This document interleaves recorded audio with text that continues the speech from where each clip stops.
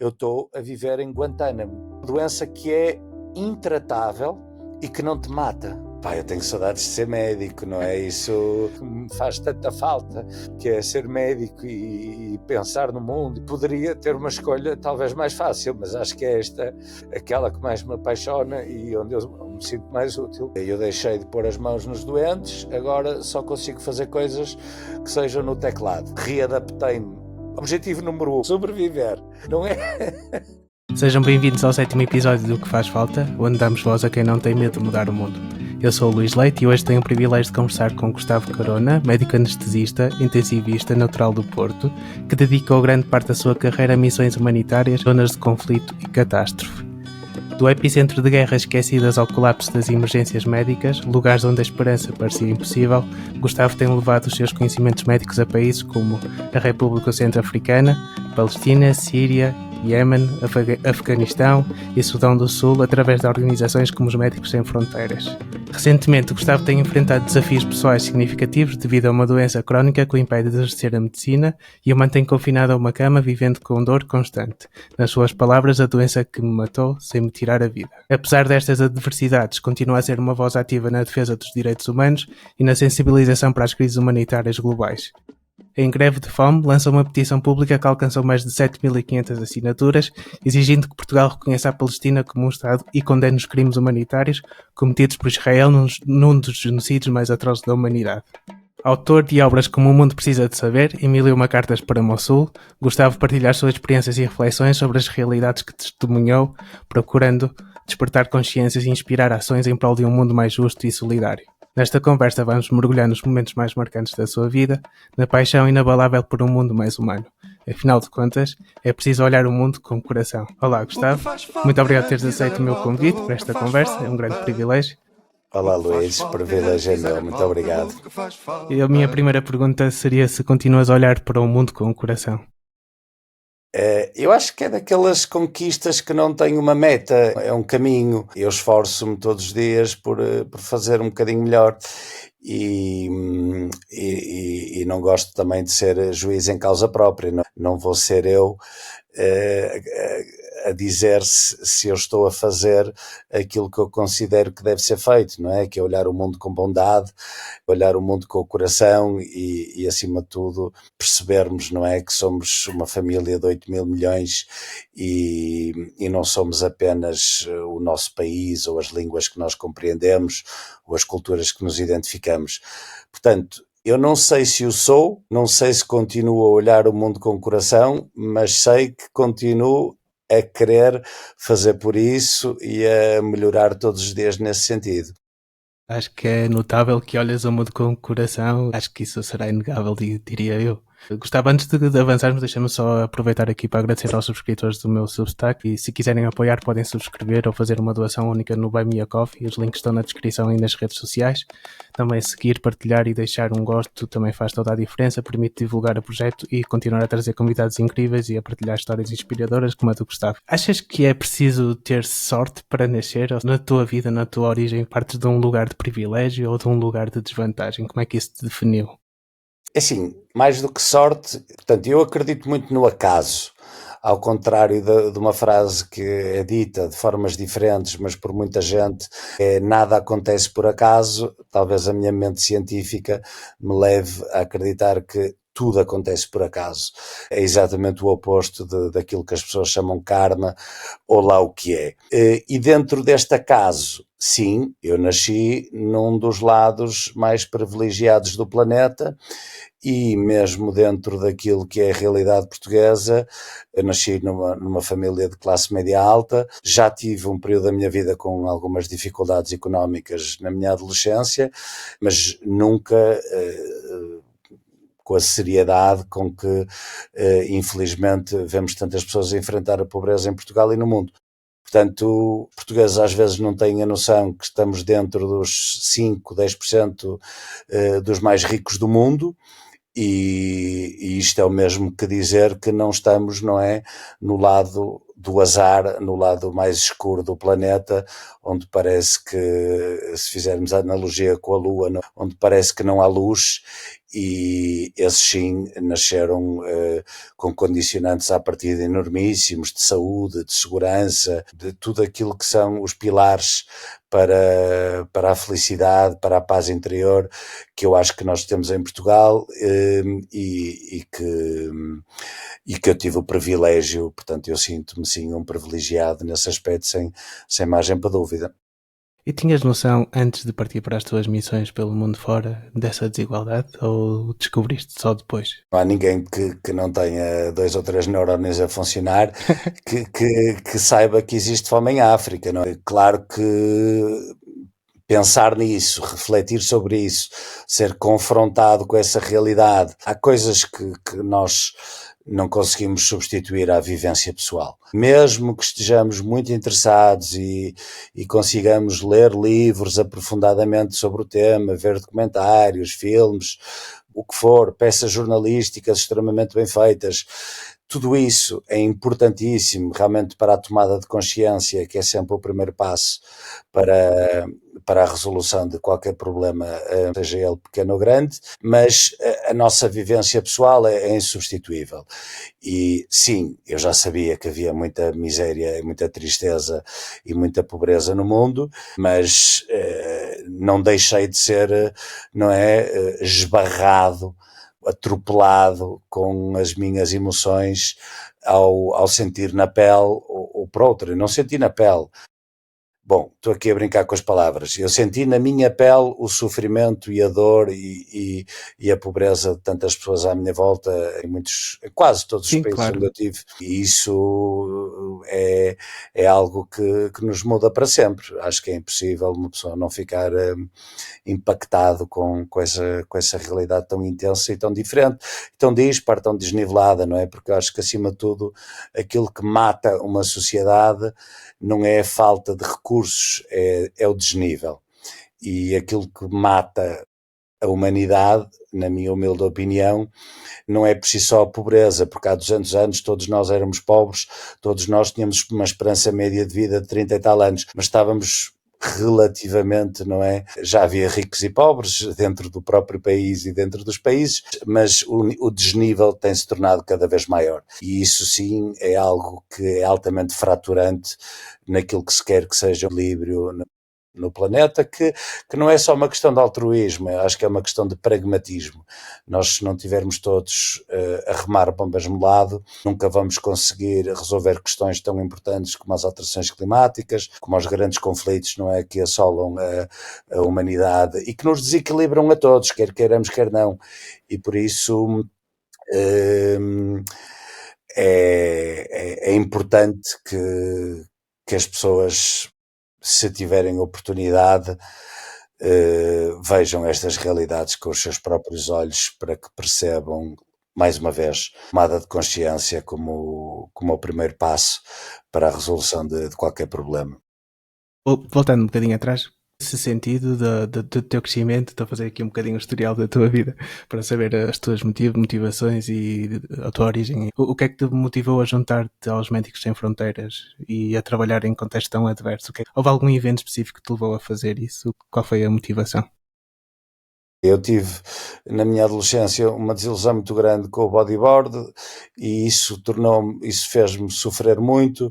Foi por causa desse sofrimento que eu quis ser médico.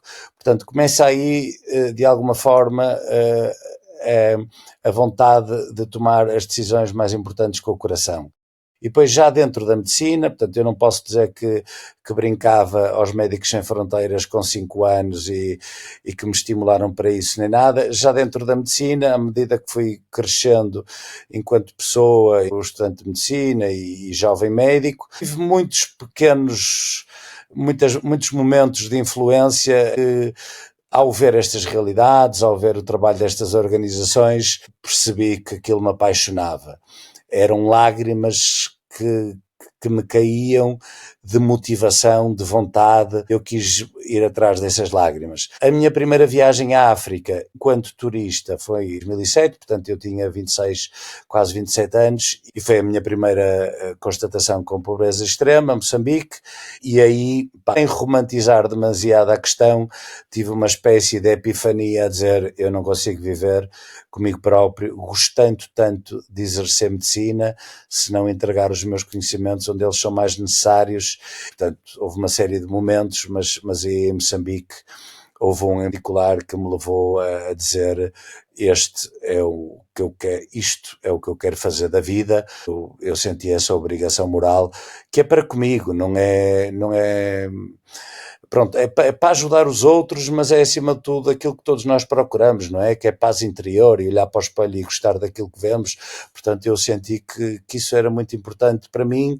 Se gostava de ser médico, seria xenófobo, racista, nacionalista, se não percebesse que a medicina era tão mais importante, e médicos como eu, felizmente, há muitos em Portugal, e nestes locais para onde eu mais tarde vim a participar em missões, os meus conhecimentos escasseiam e são mais valiosos nesse sentido.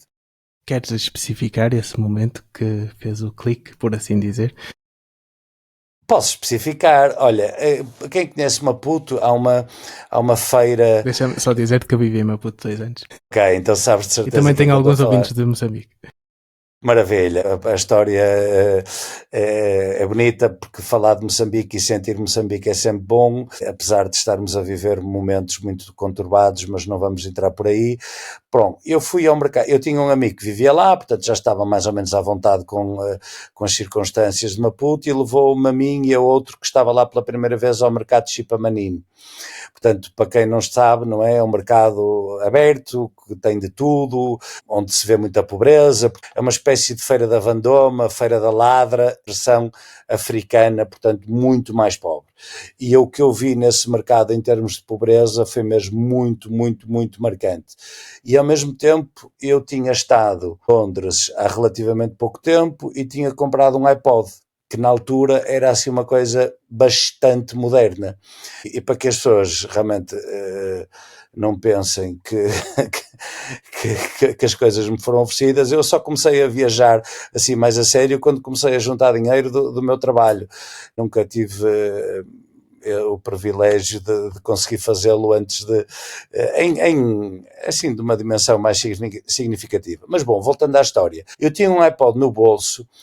E como qualquer pessoa que não está habituada a ser confrontada com tanta pobreza e com tantos pretos, porque eu não tenho medo da palavra pretos, acho que quem é racista não tem medo da palavra preto e branco, pronto. Mas para quem ficar ofendido com esta palavra, peço desculpa, não me levem a mal. Ver tanta pobreza, tanta miséria e ao mesmo tempo um objeto no meu bolso que valia tanto dinheiro, e eu tinha medo de ser roubado. E senti-me super desconfortável com esta disparidade de emoções. Aquele objeto podia dar de comer a muita gente durante muito tempo, e eu ainda para mais aquilo que eu sinto é medo de ser roubado. Portanto, isto deixou-me muito desconfortável. Claro que não valia para nada, não é, tirar o iPod e oferecê-lo a alguém, e ele continuou comigo no bolso, mas foi esta confrontação de realidades que mexeu comigo ao ponto de eu prometer a mim próprio que ia atrás deste sonho de tentar fazer o que dependesse de mim para nivelar o mundo que é tão desnivelado. No teu livro tens esta dedicatória à tua mãe, que diz que foi a tua mãe que te ensinou a olhar o mundo com o coração. Achas que ela te ajudou a moldar essa perspectiva do mundo?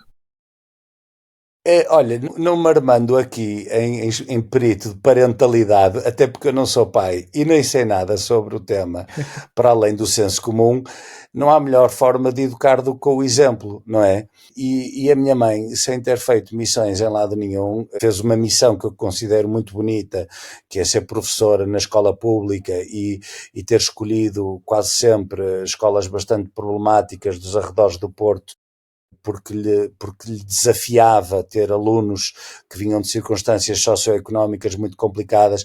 Portanto, nesse aspecto fez uma missão muito bonita, mas acima de tudo o que eu vejo e o que eu vi e vejo na minha mãe é uma magia das pequenas coisas do dia-a-dia, e isso, sim, moldou-me, porque estive sempre, não é, com esse exemplo à minha frente de uma pessoa que é muito, muito, muito humana. Se eu devo tudo aquilo que tenho a quem me ensinou, desde a parte académica à parte pessoal, e obviamente que da parte pessoal há muitas pessoas que influenciaram a minha vida para além da minha mãe, mas a minha mãe é especial como todas as mães, é para todos os filhos, mas eu acho que ela é mesmo uma pessoa fora do normal em termos de empatia pelo desconhecido, que é uma coisa muito, muito importante, porque a empatia, o amor, os afetos das pessoas que são as nossas pessoas, isso é fácil, entre aspas. O verdadeiro segredo para que nós consigamos resolver as grandes questões é saber olhar o desconhecido e identificá-lo e tratá-lo como alguém cuja vida tem o mesmo valor do que a nossa e das pessoas que nós mais gostamos. E eu vejo isso na minha mãe quase todos os dias. Basta ir a um café com ela, que ela consegue transformar numa caixa de supermercado, um momento banal num momento de, muitas vezes, de pura magia pela humanidade que ela transmite. E achas que bebeste isso dela? Tens isso em ti também? Olha, mais uma vez, não quero ser juiz em causa própria, alguém que venha de fora e o diga. Eu só espero um dia poder dizer que sou péssimo do ser humano que a minha mãe é. Só espero que sim, mas não sei. Vou citar algo que disseste recentemente num podcast que era o que faltava, acho o nome, que disseste que queres viver com uma perspectiva quase artística, emocionada, quase como uma utopia. Eu achei isto bastante interessante, uma frase bastante interessante. Como é que consegues manter esta visão de viver apaixonado no meio do caos do mundo? Hoje em dia o mundo parece estar todo caótico mesmo. Hoje em dia o mundo está quase caótico. Eu pergunto-me se, claro que houve momentos, tipo a Segunda Guerra Mundial e tudo mais, houve momentos e momentos, não é? Mas eu pergunto-me se um momento das circunstâncias que as pessoas passaram a perceber que o mundo, que não viviam sozinhas, não é? Que Fernão Magalhães deu a volta ao mundo de uma forma simbólica e percebeu, não é? Cá por aí muita gente, muitos países, muitos continentes, muitas culturas. Eu pergunto-me se em algum momento da história o mundo não teve de alguma forma caótico. Pararia um bocadinho essa versão, embora estejamos a viver acontecimentos que me preocupam profundamente: o crescimento da extrema-direita, o pós-verdade, a desinformação como arma política tão facilitada e, claro, em mais concreto, a guerra da Ucrânia, a guerra da Palestina e tantas outras guerras que as pessoas não conhecem, e como, por exemplo, o Congo, o Iémen, não conhecem ou quase nunca ouviram falar, a República Centro-Africana, Sudão do Sul, o Sudão agora, nos últimos tempos. Bom, eu podia ficar aqui a nomear quase a tarde toda. A forma como nós olhamos para um determinado objeto depende mais do nosso olhar do que depende do objeto. Nós olhamos para uma pedra e, sem dúvida que aquilo é uma pedra para toda a gente, mas a forma como nós olhamos para uma pedra depende da forma como nós afinamos a lente do nosso olhar. As minhas escolhas de vida levaram-me realmente a ter a sorte de me cruzar com pessoas muito bonitas. Eu tenho a sorte de olhar para um lado muito bonito, porque também o caminho que eu escolhi fez-me, não é, ter uma visão enviesada.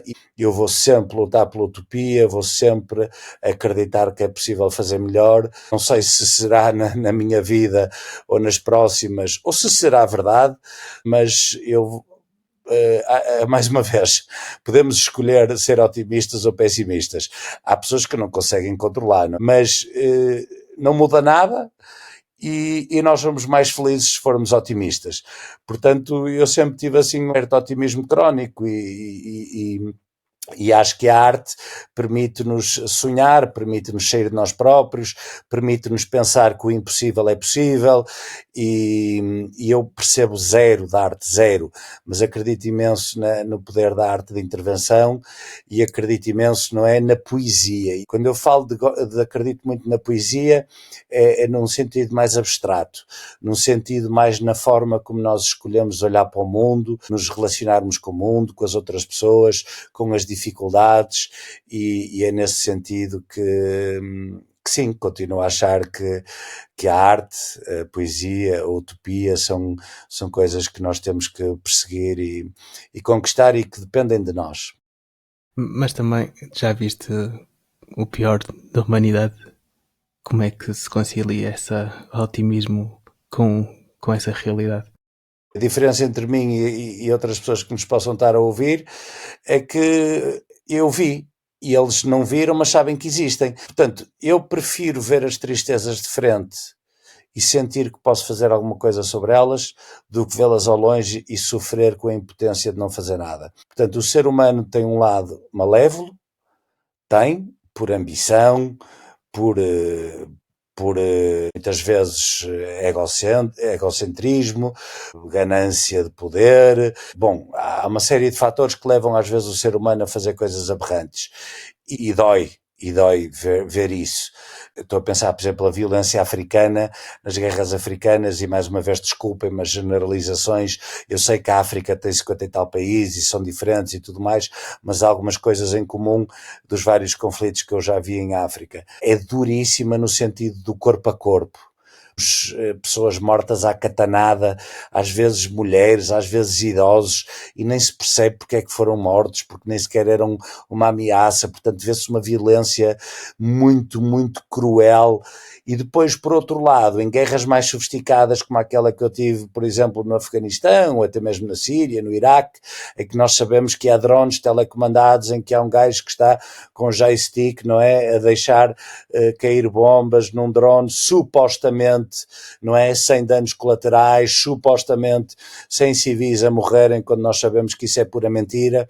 E também é de uma crueldade imensa nós vermos estas coisas a acontecer e depois os doentes a entrarem nos hospitais, quer de um caso, quer de outro, não é, percebermos a maldade humana transformada em sofrimento que depois vem parar às mãos do médico. O que é que eu penso?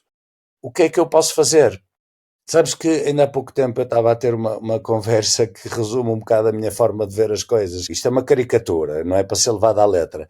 Eu acho que os problemas do mundo são todos culpa minha. Todos. Todos. Mas isso é um peso muito... Isso é muito pesado para carregares isso nas tuas costas. É, mas ao mesmo tempo permite-me sentir que eu posso fazer alguma coisa por todos esses problemas. A culpa é do Putin, a culpa é do Netanyahu, a culpa é do Donald Trump, a culpa é de não sei quê. Não. Eu penso, a culpa é minha. O que é que eu posso fazer? A minha confrontação com a crueldade extrema levou-me a querer, com mais força, perceber o que é que eu posso fazer, primeiro nas minhas atitudes pessoais e depois na minha esfera de influência. Temos duas formas de olhar para a vida: ficar a chorar pela dimensão do problema ou entusiasmar-nos pela beleza de fazermos parte da solução. E as duas coexistem também, não é? Não é uma ou outra, há uma certa sobreposição, mas eu tento que o entusiasmo por fazer parte da solução domine e com isto sobrevivo realmente à confrontação, sobrevivo emocionalmente à confrontação da crueldade do ser humano, que não é fácil, que não vou romantizá-la porque não é fácil, é extremamente dolorosa. Como médico já tinha visto pessoas a morrer antes de ir à missão, e as minhas escolhas dentro da medicina sempre foram de áreas onde a vida e a morte esteve muito presente, e depois, não é, fui confrontado com outras coisas muito mais fortes, vou ganhando uma certa carapaça emocional e uma maturidade para o bem e para o mal. Tenho saudades daquele rapazinho que era mais ingênuo quando saiu para a primeira missão. Tens saudades de quê, especificamente? Eu tenho saudades de ser médico, não é? Isso, eu tinha mesmo, tenho uma sorte muito grande. Ouve-se muito, não é? Pessoas que, principalmente nos seus 20 e às vezes 30, eu não sei o que é fazer da vida. E eu realmente tive muita sorte e continuo a agradecer essa sorte de ter tido uma escolha profissional que me realizava por completo. Portanto, eu tenho muitas saudades de ser médico, ser clínico, ou seja, de tocar nas pessoas, de usar o meu conhecimento e tocar nas pessoas. Nunca tive a ambição, nem em Portugal, nem em missão, de crescer na hierarquia, de ser diretor, de ser responsável de projeto, de ser coordenador, do que quer que seja. Não? A minha ambição era mesmo ser o melhor médico possível. Acho que as minhas maiores saudades são da minha prática clínica. Depois tenho saudades, não é, de ser feliz, coisa que eu já não sei muito bem o que é, e a minha vida pessoal, não é, que se prejudicou muito e que eu também tenho muitas saudades de poder jantar com a minha mãe, ou almoçar, está o aniversário dela a chegar e eu não posso sequer, não é, ter almoço com ela como as pessoas normais, e isso dói como caraças, que é para não dizer uma palavra mais forte. E depois, claro, as saudades das missões também, mas vem num nível, se estratificarmos, não é, como prioridade, até porque eu não podia ir em missão sem conseguir ser médico, e uma coisa vem acoplada à outra, mas acho que as saudades são de não sofrer o dia todo e de não exercer uma coisa que eu gostava tanto. Entendo aquilo que estás a dizer, eu no início não referi, mas acho que seria importante, se quiser explicar porque é que estás deitado nesta posição. Eu tenho uma doença crónica que tem cerca de 4 anos e meio de sintomas, tem uma interpretação, mas que não tem rótulo bem definido. Basicamente, o que eu tenho é dor crónica que agrava muito rapidamente e para níveis insuportáveis quando o meu tronco está verticalizado e eu não estou em movimento. Portanto, se eu estiver sentado ou de pé parado, a minha dor agrava muito rapidamente e depois fica lá durante dias ou semanas. Não é só o momento que me dói, é o pós. Em movimento eu consigo tolerar, consigo que a dor não agrave ou agrave pouco, e quando estou deitado consigo também que a dor não agrave, e por isso é que eu não consigo trabalhar, e por isso é que eu estou aqui nesta conversa deitado. E daí as saudades que estavas a falar. Exatamente. Não vou cansar as pessoas com as possibilidades dos diagnósticos.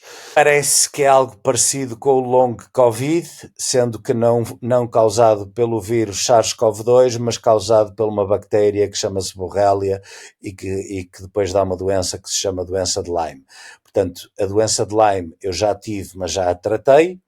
O meu organismo perpetua sintomas à semelhança do long Covid. Portanto, só assim para um paralelismo simples. Mas não é long Covid, até porque os sintomas começaram antes de eu ter a primeira infecção Covid, ou seja, tudo indica que não o seja, e porque eu tive a doença de Lyme documentada, as probabilidades apontam mais para esse lado. A doença de Lyme, se não estou em erro, tem a ver com uma picada de carraça? Exatamente, é uma bactéria que vem quase sempre nas carraças, portanto, ou dos cães, ou das relvas, e depois pode dar um espectro muito diferente de sintomas, desde quase nada, olha, um bocadinho como a Covid, desde quase nada a quase tudo, e quando assim é difícil de saber o que é que se pode atribuir a esta doença ou outra. E é isso, acho que é muito complexo explicar tudo aquilo que eu já fiz uma cirurgia à coluna altamente agressiva que não serviu para nada a não ser reter informação ou recolher mais informação, e depois em setembro fiz outra cirurgia que tem um palavrão difícil de entender para quem não é da medicina, cortei um nervo simpático, ele não é simpático porque é um gajo porreiro, é porque se chama assim o sistema nervoso simpático e o sistema nervoso parasimpático.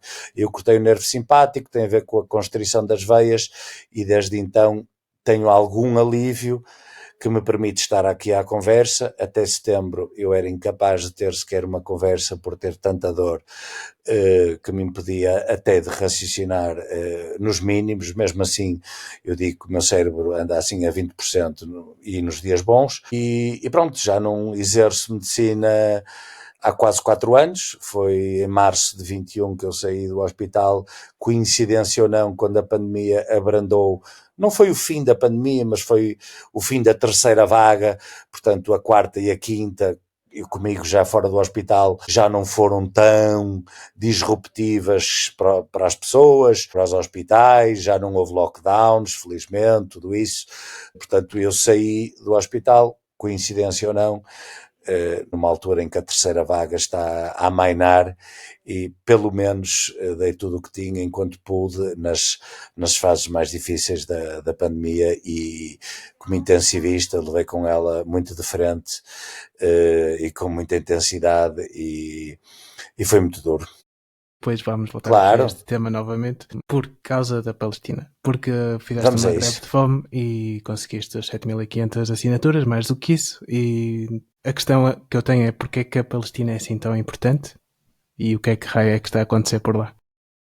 Ora bem, para já eu acho que greve de fome é uma expressão muito forte, eu nunca a utilizei. Eu disse que estaria em até conseguir as 7.500 assinaturas. Mais uma vez, bom, da verdade, eu falhei esse objetivo, porque comecei a sentir alguns sintomas físicos que me impediram de continuar o jejum, e eu fiz essa promessa a mim próprio e à minha mãe, que se tivesse sintomas desagradáveis pararia, e eu parei mais ou menos, ainda faltavam umas centenas para as 7.500, portanto não consegui ir, mas consegui depois, e penso que estou nas 9.500. E porquê? Porque é que a Palestina é diferente? E vou dizer para mim, porque há uma parte de mim que fica um bocadinho irritado da Palestina ser tão importante para a opinião pública, por ser uma causa tão simbólica para tanta gente, porque eu só tenho uma causa, que é a humanidade. A Palestina não é a minha causa, e até podemos falar sobre isso. Foi uma das missões onde eu fiquei mais desiludido com a prática humanitária. Também teve a ver com aquilo que eu considero o Hamas, um partido sinistro, de pessoas sinistras e de pensamentos sinistros, ultranacionalista, extremista religioso, que não pensa no bem do seu povo, pensa apenas no poder.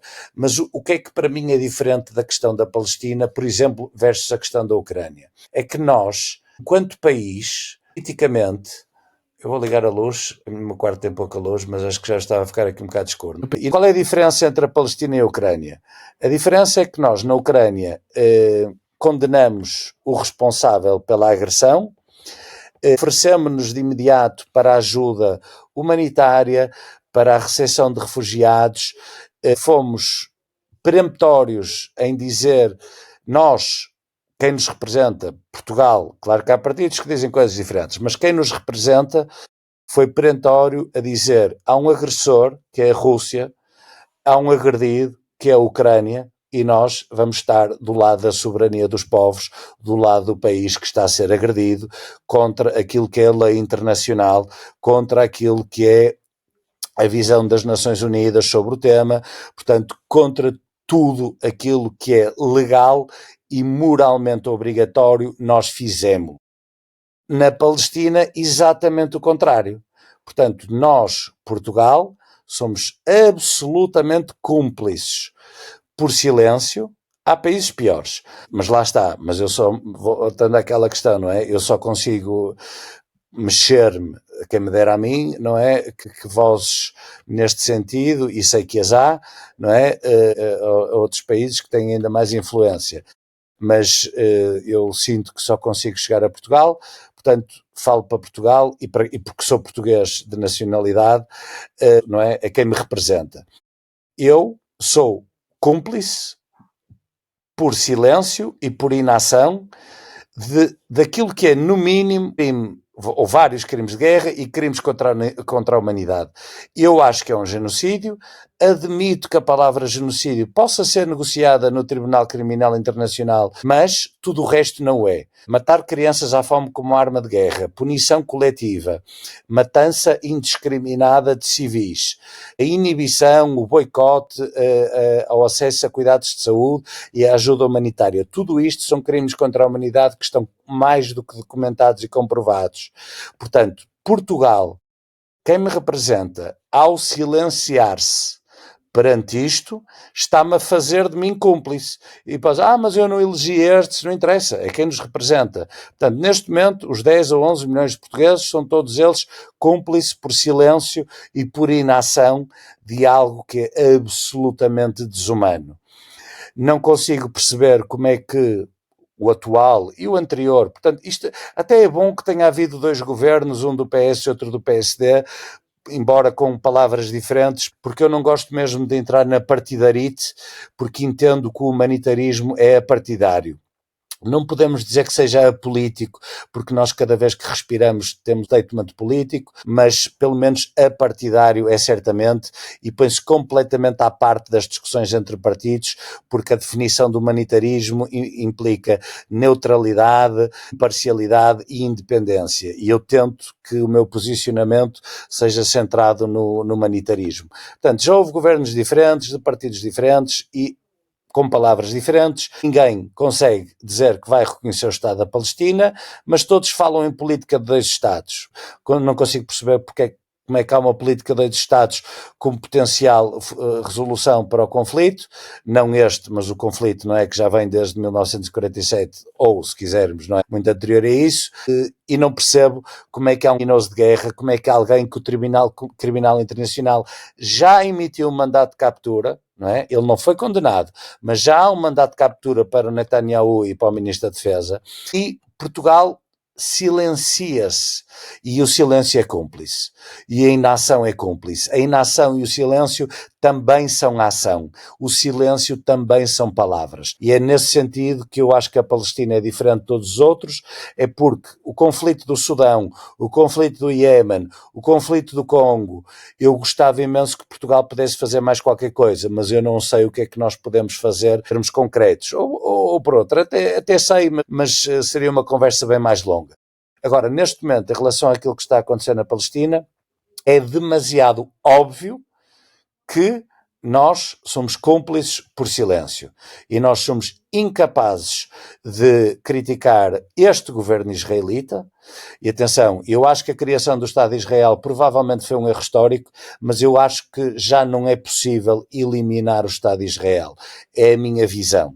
Portanto, eu não sou anti-Israel no sentido da existência do Estado, sou sim anti-sionismo por completo, porque acho que um Estado não pode estar fundado na base da religião. As teocracias são, por definição, algo que não encaixa naquilo que nós consideramos democracias liberais. Portanto, quando as pessoas dizem que é a única democracia do Médio Oriente, eu acho que isso não é verdade, pelo regime da apartheid que existe dentro de Israel, pelo aquilo que Israel faz à Cisjordânia e por aquilo que Israel faz à faixa de Gaza.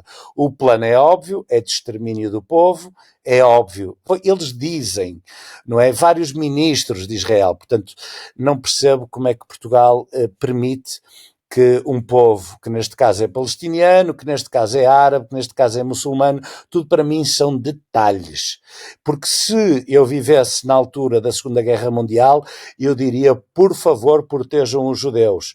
Portanto, para mim não há nada de religião, a religião é só uma extensão da cultura, eu sou ateu, respeito todas, não patrocino nenhuma. Agora, o que me envergonha enquanto português é, primeiro, as crianças que morrem por nossa culpa. Só isso já seria suficiente. E depois, porque nós portugueses, nós ocidentes, nós humanidade, vamos pagar muito, muito caro esta hipocrisia de só olharmos para o direito internacional quando nos dá jeito. E isto, que mensagem é que passa? Eu acho que escrevi no Público há relativamente pouco tempo, isto passa uma mensagem para todos os portugueses, que é, a lei não interessa. A lei não interessa. Nós assinamos todos o Tratado de Roma, nós vinculamos-nos nas Convenções de Genebra, no direito internacional, mas depois não respeitamos. Então, aquilo que nós estamos a dizer, a mensagem que o nosso governo nos está a dizer é, e repito, este e o anterior, para que fique claro que não é uma questão de partidarite. O que nos estão a dizer é que a lei não interessa. Portanto, isto é gravíssimo. A moral e a lei são inegociáveis. Os direitos humanos são inegociáveis. Digo, meio a brincar, meio a sério, que para mim tudo é passível de discussão, desde que não cruze a linha da ciência e a linha dos direitos humanos. a linha da ciência. Essa é absolutamente inquestionável, é a verdade das verdades. Que alguém queira discutir com... Não podemos dizer que a lei da gravidade é uma opinião. Que se acham que é uma opinião, então discutam, mas é na beira de um arranha-céus e vejam se é uma opinião ou não quando derem um passo à frente. Portanto, a ciência é aquilo que mais próximo temos da verdade. E sim, está em construção. E sim, às vezes dá um passo atrás para dar dois à frente. Os direitos humanos foram escritos pelo homem. São mais passíveis de discussão. Mas acho que quase ninguém os questiona e quase ninguém os protege. Portanto, é nessa medida que a questão da Palestina é diferente e é nessa medida que eu fiz um esforço para que Portugal e os portugueses não vivam na vergonha de ser cúmplices e que daqui a uns anos os livros de história vão explicar quem é que fez o certo e o errado, e eu gostava de estar do lado certo da história e não estou. Mas estou a tentar, não é?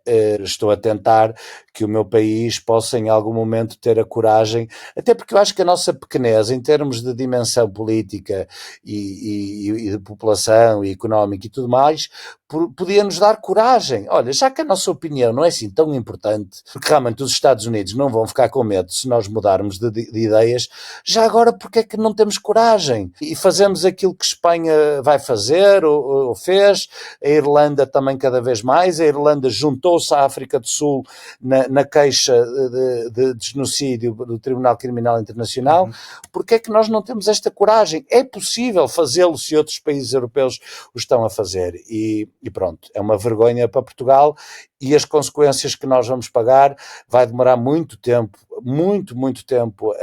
a ser limpo este erro histórico que é brincar com o direito internacional e permitir que crianças inocentes, mulheres inocentes e homens, que também há muitos homens inocentes, estejam a ser mortos. Estima-se que cerca de 6% da população de Gaza já morreu, que é muito superior aos números oficiais passados pelo ministro da Saúde do Hamas. Portanto, é uma matança com poucos paralelismos na nossa história recente e nós estamos silenciosamente a dizer está tudo bem, continuem.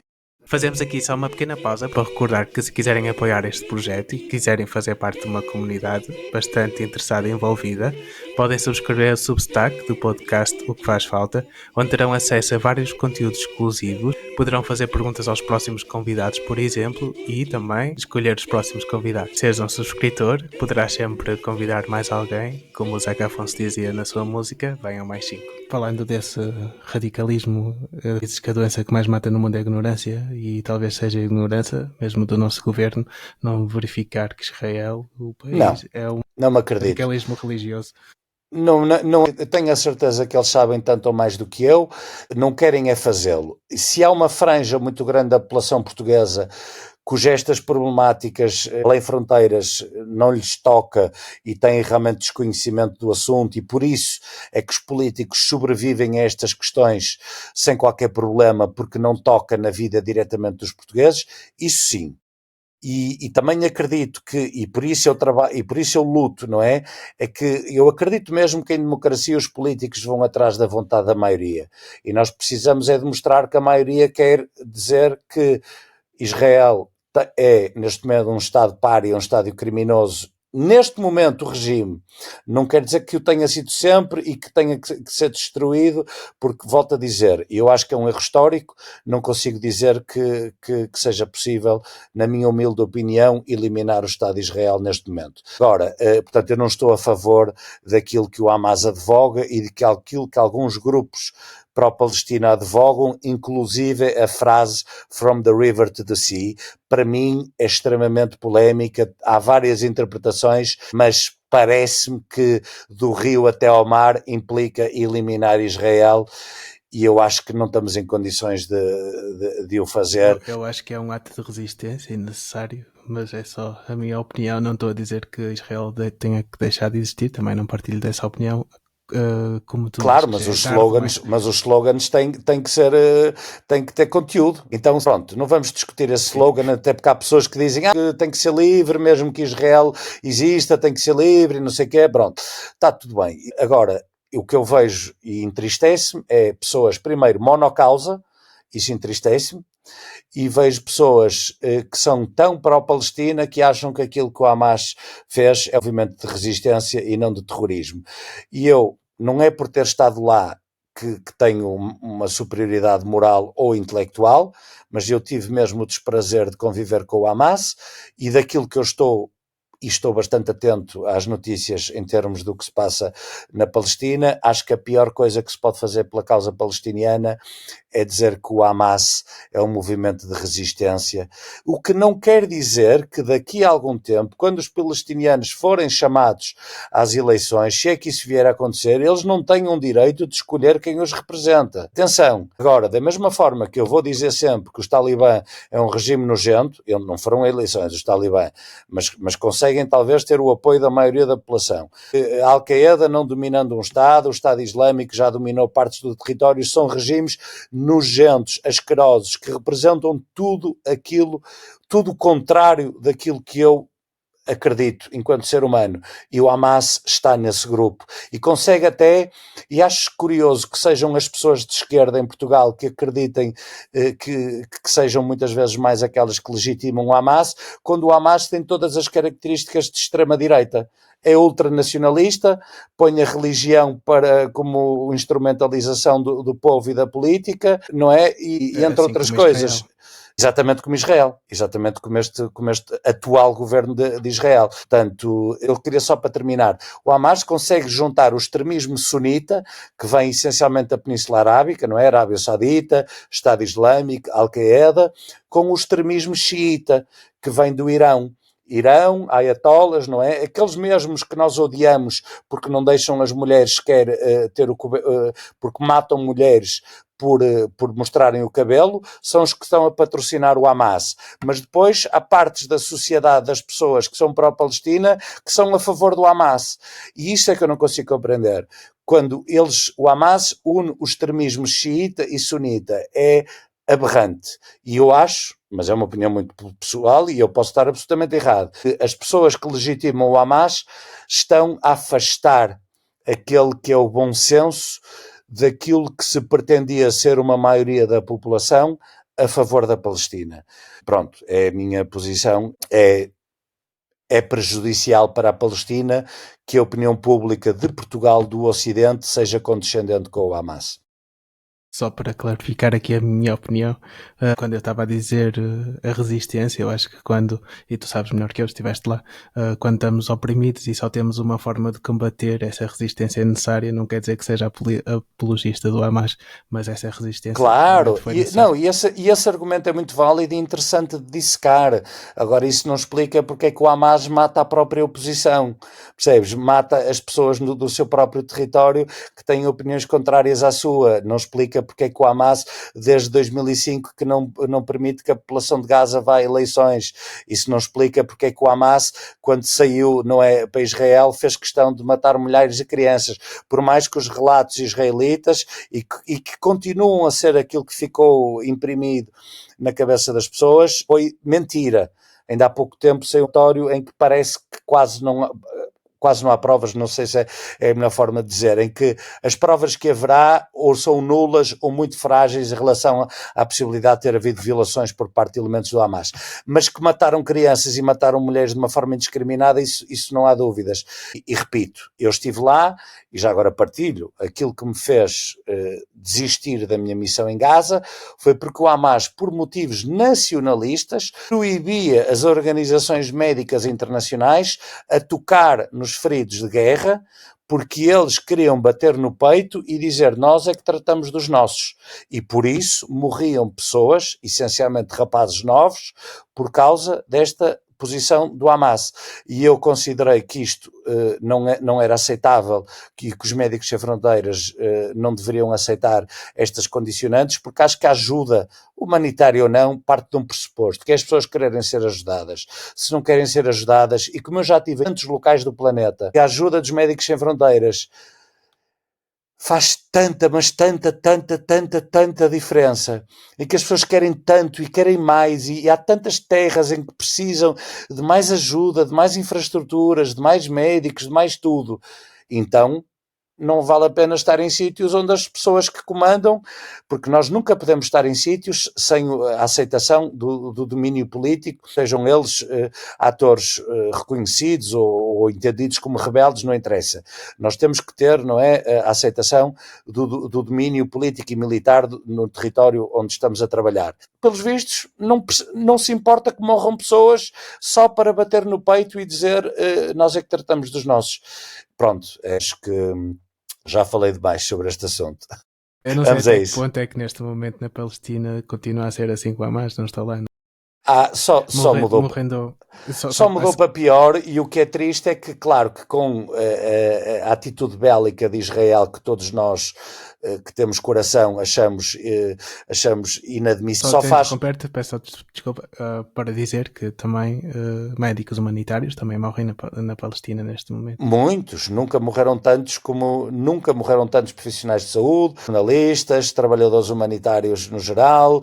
Bom, há uma série de recordes que Israel já conseguiu bater, mas isto para dizer o quê? O problema é que os ódios e os extremos autoalimentam-se e então dá jeito. Para já, a criação do Hamas é mais do que sabido que foi patrocinada por Israel e continuou a ser patrocinada por Israel ao longo dos últimos anos. E depois, ao fazer estas barbaridades, que pessoas como eu e tu não têm dúvidas que parece ser um genocídio, mais extremos, ou seja, mais palestinianos que poderiam ser moderados e que vão se encostar à radicalização, porque na falta de melhor, Deus e uma Kalashnikov é tudo o que lhes é entregue, e isto é a triste realidade do que estamos a assistir neste momento.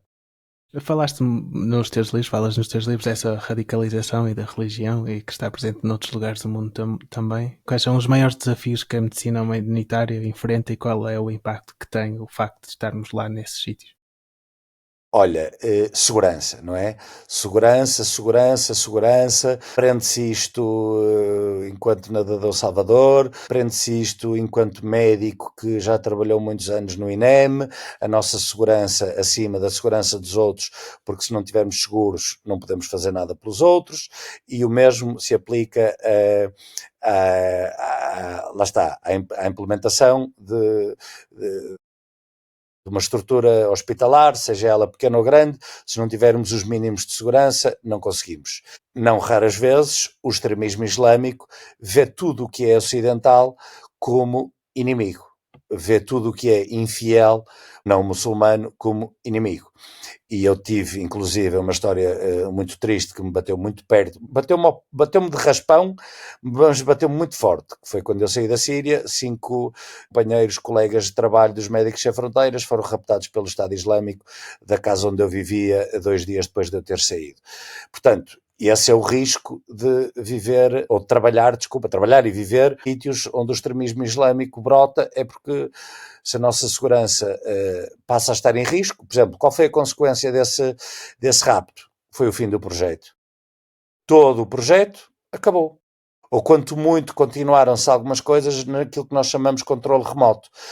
Continua-se a ter alguma capacidade de intervenção médica, mas sem expatriados, ou seja, sem estrangeiros. Os estrangeiros valem mais do que os sírios, neste caso? Pá, não. Aliás, e foi esse o meu mote para o meu lançamento do meu segundo livro, o Olhem para o Mundo com o Coração. Foi eu, por achar que a minha vida não é mais importante do que aquelas que eu vou tentar salvar, acho que os riscos continuam a valer a pena e eu não vou desistir de lutar. Trabalhar com expatriados significa que há pessoas que têm muitos anos de experiência, quer clínica, como é o meu caso, quer não clínica, que é tão ou mais importante para fazer estes projetos funcionarem bem. Que é esse o nosso compromisso com quem? Com quem nos paga. Porque eu às vezes de uma forma meio bruta, meio tosca, digo que isto é como uma fábrica de sapatos, não é? O nosso produto não são sapatos, mas são entregar cuidados de saúde. E o nosso cliente não é a pessoa que compra os sapatos, mas são as pessoas que contribuem com os seus donativos para os Médicos Sem Fronteiras. Portanto, e eu tento respeitar muito, mas mesmo muito, estas pessoas que fazem um esforço grande ou pequeno para fazer estes donativos, e obviamente tenho a minha ética médica que me obriga a respeitar os doentes. Torna-se muito difícil quando realmente a ameaça para expatriados é muito grande. A determinada altura, a Cruz Vermelha Internacional tinha missões médicas no meio do Mali, que é um país extremamente problemático, principalmente no norte, na parte mais perto do Saara, naquilo que nós chamamos o Sahel, não é? Que há todo ali um extremismo islâmico, há mesmo a chamada Al-Qaeda, não é? Do Sahel, não é este o nome, mas para simplificar, e só aceitam expatriados não brancos, porque o risco de um branco estar lá, o risco de rapto é tão grande que eles não aceitam. E a nossa segurança nunca é feita através de armas, é sempre feita através da aceitação da população. Portanto, a nossa grande segurança é o nosso trabalho. É uma t-shirt, é um logotipo, é o simbolismo daquilo que nós fazemos. E chega para 99,9% dos territórios do planeta, mas para alguns não chega. A Somália, por exemplo, foi um dos países onde os Médicos Sem Fronteiras tiveram que evacuar, tanto quanto eu sei até hoje, e a Cruz Vermelha Internacional a mesma coisa, evacuaram, às vezes fazem missões, chegam lá de manhã e saem ao fim da tarde de helicóptero. É um dos países, eu tenho uma atração realmente pelo abismo, mas era um dos países que eu mais gostava de conhecer, até porque um dos meus ídolos foi assassinado em Mogadishu, na capital, o meu primeiro chefe, e sim, tenho vontade de conhecer e ajudar países que estão em situações muito precárias, como é o caso da Somália, onde nem sequer as organizações mais poderosas no sentido logístico e das ciências políticas, porque é preciso muito profissionalismo para se conseguir estar a trabalhar em sítios como Gaza, em sítios como a Ucrânia, em sítios como o Congo, o Iémen e por aí fora, de pessoas que têm experiência da compreensão da cultura, da história, de quem são os diferentes atores portadores de armas, de como é que se dialoga num país e noutro. Tudo isto envolve anos e anos de experiência, sem os quais pessoas como eu, que apenas sabem de medicina, não poderiam exercer o seu trabalho e ajudar pessoas. Num dos teus livros, Olhem para o Mundo com o Coração, estava-me a lembrar, por causa da tua resposta, de uma situação na República Central Africana, que tinha a ver com as granadas que estavam a explodir numa Sim. zona, e acabaste por ajudar aquelas senhoras e falaste de uma forma muito emocionante. Ao contrário do que muita gente pensa, a melhor forma de ajudar a humanidade não é abrir as portas a toda a gente, na minha humilde opinião. E atenção, eu sou totalmente a favor do acolhimento com dignidade de refugiados, e mesmo, porque refugiados têm um estatuto especial, não é? E mesmo de migrantes em situações precárias, sendo que, olha, já tive uma fase romântica que eu acho que devia haver uma ponte, não é? Entre Marrocos e Espanha e pronto, e depois misturávamos e logo se via o que é que dava. Mas compreendo que, pragmaticamente, cada país tenha o direito de definir administrativamente, ou neste caso a União Europeia como um todo, quantas pessoas quer deixar entrar e quais, e eu compreendo isso. Depois podemos discutir qual é a linha, mais abaixo ou mais acima, e uma coisa é certa, o ser humano que está à nossa frente tem que ser tratado como um ser humano, isso é inegociável. Agora, ao contrário daquilo que eu ouço e vejo muitas pessoas a dizer que nós temos é que abrir as portas da Europa para o mundo inteiro, não. Essa não é a solução. E isto está provado cientificamente na medida em que as ciências sociais conseguem fazer prova. A melhor forma de ajudar é ajudar in loco. Estou a falar do continente africano muitas vezes, porque é sem dúvida onde há mais pobreza extrema, onde há mais sofrimento humanitário, onde há a maior fatia de crianças a morrer antes de 5 anos. São cerca de 5 milhões de crianças que morrem todos os anos antes do 5º aniversário. E a grande fatia destas crianças está em África, não só. Também está no Iémen, também está no Afeganistão, também está no Bangladesh, também está na Índia, também está noutros sítios, na Birmânia, também está noutros sítios, mas a esmagadora maioria destas crianças que morrem antes de 5 anos está em África. E nós temos que realmente capacitá-los. Tudo se resume à educação. é muito mais sexy salvar vidas do que promover a educação, mas a educação é muito mais importante. Eu, se fosse bilionário, criava um franchising de escolas por África fora. Esse é um dos muitos sonhos da minha vida, mas este implica ser bilionário ou ter um bilionário que me patrocina, que me ajuda a patrocinar este sonho. Portanto, ajudar in loco, fazer com que as pessoas adquiram capacidades para a sua autonomia económica, explicar às raparigas o que é o planeamento familiar, porque não é sustentável um crescimento da população da ordem de grandeza que está a acontecer, que há sempre associada à pobreza. Portanto, sempre associada à pobreza vem taxas de natalidade altas, taxas de mortalidade altas, de coisas que não têm propriamente a ver com os conflitos, mas que os conflitos fazem com que os sistemas de saúde fiquem disruptivos e por isso tudo funciona mal logo a partir daí. Portanto, eu acredito plenamente que o nosso grande foco deve ser o patrocínio da ajuda in loco e que passa essencialmente pela formação.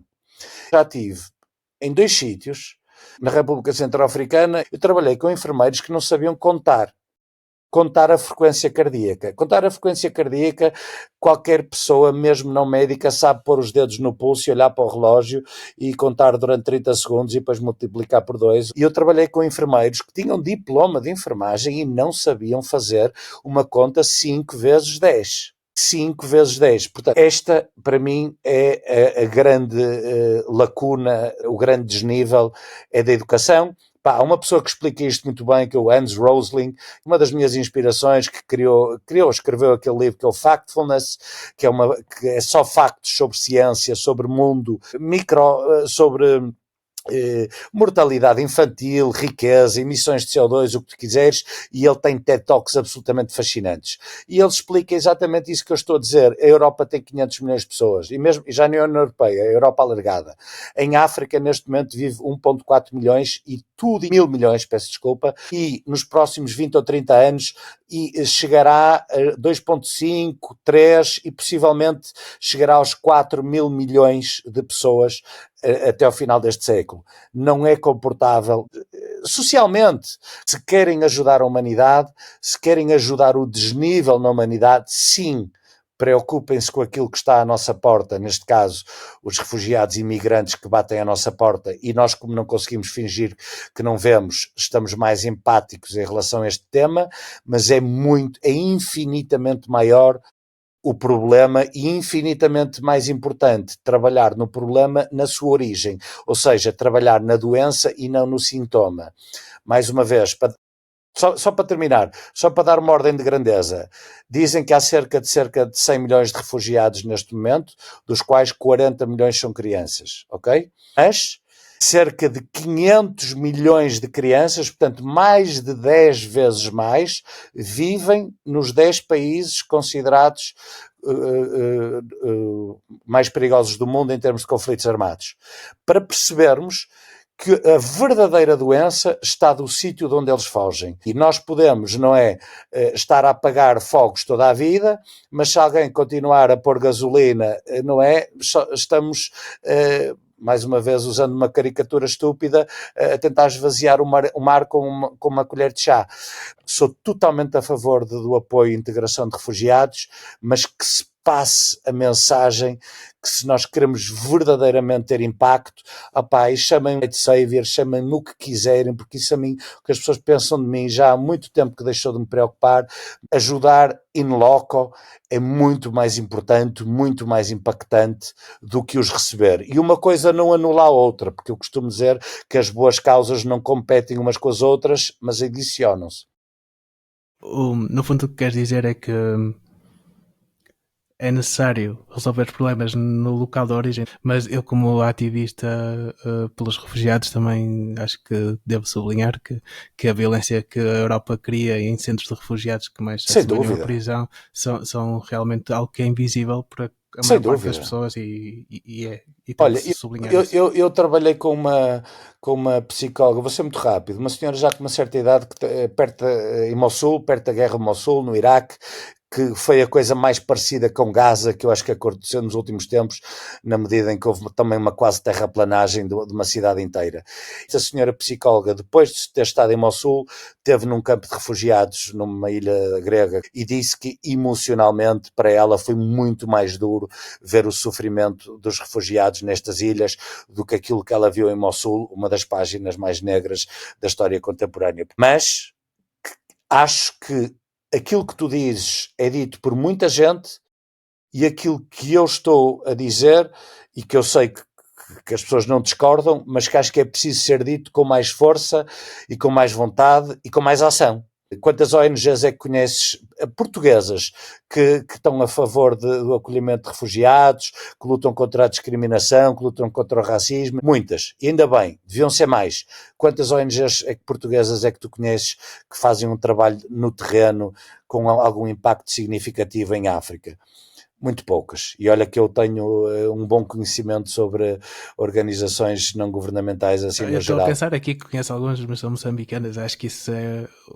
Não, e há algumas portuguesas a trabalhar em Moçambique, mas são muito poucas. Acho que o rácio, tendo em conta a proporcionalidade do problema que eu acabei de explicar, a minha opinião, não é? Estou sempre disponível a estar errado, mas é a minha visão do assunto. Acho que a atenção das pessoas e a atenção leva à empatia e a empatia leva à ação, está desproporcional. Dados versus a origem do problema de onde vêm os refugiados. E o problema tem mais a ver com governamental?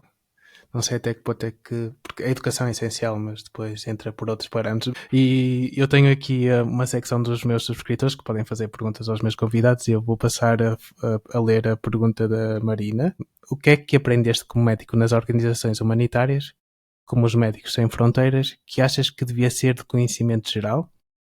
Para que realidade é que os europeus ou o norte global ainda têm os olhos muito fechados? Obrigado. Eu vou voltar à questão das alterações climáticas. Porquê? Porque eu, neste momento, para já, considero que o maior desafio humanitário, o maior desafio para os seres humanos em qualquer parte do mundo são as alterações climáticas. Portanto, é o maior problema médico do mundo, são as alterações climáticas. As pessoas ainda não compreenderam que nós não conseguimos resolver a questão das alterações climáticas se não pensarmos como um todo. Se metade do planeta está preocupado em ter mais extras no carro e o telemóvel de última geração e a outra metade do planeta está preocupada na próxima refeição, se consegue ou não dar a próxima refeição aos seus filhos, nós não temos a mesma perspectiva de futuro. Logo, não estamos a jogar na mesma equipa. Não estando a jogar na mesma equipa, não conseguimos lutar pelo mesmo objetivo. Portanto, aquilo que eu acho que falta ao norte global compreender é que realmente este desnível vai nos causar a impossibilidade, na minha opinião, da resolução daquele que é o maior desafio dos nossos dias e de sempre. Nunca houve um desafio tão grande para a humanidade como as alterações climáticas e que estão, como toda a gente sabe, não é, em agravamento. Além disso, a pressão das migrações que causará conflitos, aquelas imagens do Afeganistão de pessoas dentro do trem dos aviões para tentar fugir, aquelas imagens que se vê nos barcos, muitas vezes nem é para as rotas mais frequentes dos refugiados da Líbia ou da Turquia para a Grécia, mas para as Ilhas Canárias, de pessoas que se escondem em determinadas partes do exterior do casco do navio, escondidas lá no sítio onde a âncora encaixa. Se nós não percebermos que realmente o oceano e a atmosfera não têm fronteiras, mas a nossa mente está cheia de fronteiras e cheia de divisões, nunca vamos conseguir sequer ser amigos para nós próprios e para as futuras gerações. Portanto, eu acho que a grande incompreensão do norte global é o seu egoísmo. E o nosso egoísmo vai nos destruir. Já nos está a destruir e acho que nos vai continuar a destruir. Tenho mais uma pergunta da Inês Esteves. Ela pergunta: o que pensas sobre a restrição do acesso de estrangeiros não residentes ao Serviço Nacional de Saúde e quais são as tuas opiniões sobre o modelo das unidades locais de saúde e as diferenças no acesso aos cuidados a nível do interior de Portugal? É uma excelente pergunta. Estou desconfortável por ignorância, principalmente para a segunda parte da pergunta. Até porque, enquanto médico que trabalhou sempre em hospitais, eu conheço mal a realidade dos centros de saúde e trabalhei sempre no Porto. Em Portugal trabalhei sempre no Porto, portanto conheço mal a realidade da ruralidade. Há coisas que nós nunca conseguiremos que a qualidade de acesso a cuidados de saúde seja a mesma numa grande cidade e numa pequena cidade ou numa pequena vila, vai sempre haver diferenças em Portugal e no mundo. Pronto, não sei responder e nunca quis ter uma posição política. Fui convidado para fazer parte desta candidatura do atual bastonário da Ordem dos Médicos e recusei. O meu caminho nunca foi muito por aí e não sou muito conhecedor das políticas dentro da saúde. Portanto, essa é a segunda parte da pergunta. Esta questão sobre a restrição do acesso... E eu percebi, eu ia lá. Portanto, a segunda parte da a pergunta que eu resolvi com a minha ignorância não dizer grande coisa, mas também tinha que te explicar porquê. Ora bem, eu enquanto médico no hospital vivia numa área da medicina que nós, antes de fazer perguntas, antes de ver se a pessoa tinha bilhete de identidade ou não, nós estávamos a tratar porque eram doentes críticos. E fico triste, claro, que o acesso aos cuidados de saúde seja restrito. Há aqui um parênteses também que eu acho que é preciso ser dito. Porquê? Porque se estas coisas não forem ditas, depois também estamos a dar muitos argumentos à maldade e à extrema-direita. Há pessoas que se estão a aproveitar do nosso Serviço Nacional de Saúde e vêm fazer uma espécie de turismo médico, turismo hospitalar, e isso, claro, que levanta outro tipo de questões. Há aqui questões que eu acho que são sensíveis. É a única questão onde eu sou claramente ideológico é no SNS. O SNS devia ser o máximo para todos. Não tudo para todos, porque isso não é possível, mas o máximo possível para todos. E eu até eliminava a medicina privada no meu mundo utópico ideal. O que quer dizer que qualquer pessoa que estivesse a passar no território nacional, quer por turismo, por questão de refugiado, quer por ser migrante legal ou ilegal, deveria ser tratada. Eu gostaria que assim fosse. Agora, não posso negar que é um problema, e vi números na televisão que eu parto do princípio que são verdade, fatias consideráveis, percentuais de pessoas que utilizam Portugal de uma forma nefasta por termos um Serviço Nacional de Saúde competente e aberto a não residentes e a não portugueses. De coração, tudo e todos são iguais, mas eu também não posso negar algum pragmatismo político. Percebo que o dinheiro não dá para tudo e que se for para um lado depois não dá para escolas e como tal há decisões, e eu respeito muito os políticos, eu detesto política no sentido que não quero fazer parte dela, mas respeito muito os políticos. Nós devemos dar mais credibilidade aos políticos e a pior coisa que podemos fazer por Portugal é estar a dizer que os políticos são todos maus, é tudo uma merda, está tudo mal e os políticos são todos corruptos. Não. Eles têm que tomar decisões dificílimas e dentro das decisões dificílimas é gerir o produto interno bruto e não dá para tudo. Eu não ouvi o nome da querida Inês? Não. Inês, obrigado pela pergunta, é excelente, tenho se calhar mais perguntas do que respostas sobre isso e acho que como percebeste, não é, como humano trato tudo e todos, mas não posso negar, não é, alguma realidade do pragmatismo administrativo que me leva a ter algumas questões éticas sobre esta questão. Eu li uma citação que disseste que a doença foi a doença que me matou sem me tirar a vida. É uma frase bastante forte, não é? É, que sabes que eu faço parte de um grupo, fala-se muito de minorias, não é? E a minoria, eu faço parte de 2 ou 3 minorias que pouca gente fala e pouca gente valoriza. Doenças mal compreendidas, sem rótulo, crónicas, e não tendo rótulo também não tem compreensão, não tendo compreensão não tem validação e não tem apoio de familiares, amigos e mesmo médicos, e eu sendo médico tenho a sorte de conseguir chegar a todo lado, mas eu já ouvi coisas de médicos, sinistras em termos de crueldade humana das coisas que já me foram ditas. Portanto, porquê? pela minha doença ser mal compreendida. Depois faço parte de um grupo, ou seja, de uma minoria, de uma doença que é intratável, aparentemente para sempre, e que não te mata. Eu não estou, como disse há pouco, na pior fase. Eu melhorei um bocadinho, mas não estou a melhorar. Mas eu, na minha pior fase, a melhor forma como eu tinha, às vezes, de descrever a alguns amigos, a familiares, e mesmo assim, tendo jeito com as caricaturas e as palavras, nunca foi suficiente, é dizer, eu estou a viver em Guantánamo. Eu estou a ser torturado, estão-me a alimentar para sofrer, não é para mais nada. Portanto, isto, e que me leva a outra minoria, que é de pessoas que exigem que a eutanásia lhes seja uma opção. E eu com isto não estou a dizer que, já o faço na minha vida, que se calhar poderia ter pensado nisso mais a sério. Já pensei no suicídio, também já disse isto de uma forma aberta e é horrível, porque é quase uma sensação, não é ter medo de morrer, é ter medo de fazermos mal a nós próprios, e vivo assim há mais de um ano e é assustador, e ainda não me passou essa sensação, mas eu vivo dentro de uma minoria que são as pessoas que exigem, pela gravidade da sua doença, ter direito à eutanásia. E isto é a minoria mais sofredora e menos audível. Sempre que se discute eutanásia, ouvem-se médicos e políticos.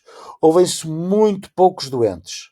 Muito poucos. E eu tenho a sorte de ser médico neste aspecto, porque ao ser doente e médico permite-me, obviamente, ter outra palavreada, outra compreensão, outro insight e se calhar sem papas na língua, até outro nível de compreensão da questão em termos éticos. Portanto, eu acho que não é humano obrigarem as pessoas a sofrer, e quem quiser fazê-lo, seja por questões culturais, religiosas, é como todas as outras, não é? Quando se discute direitos dos homossexuais, disto e daquilo, quem não quiser fazê-lo, que não o faça.